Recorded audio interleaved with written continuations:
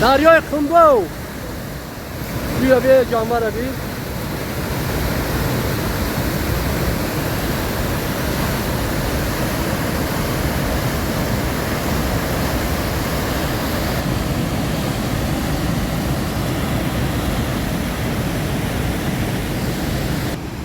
Anam buraya okur.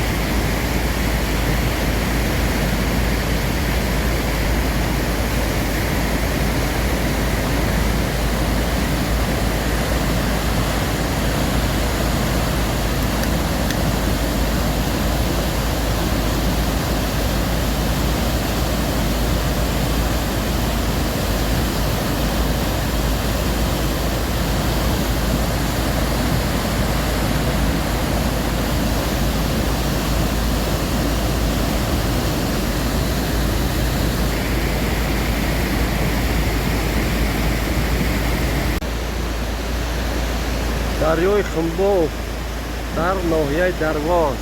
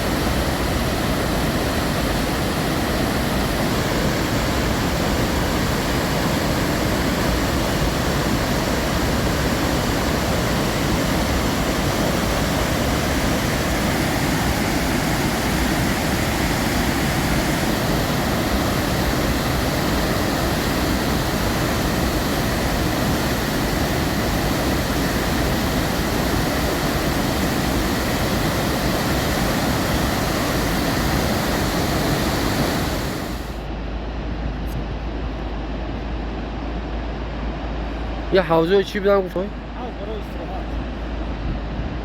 باز کرنوشوی هم شده دیگه نه؟ نه bu nasıl olmuyor? Bu sizden bir çapaş da gel. آها.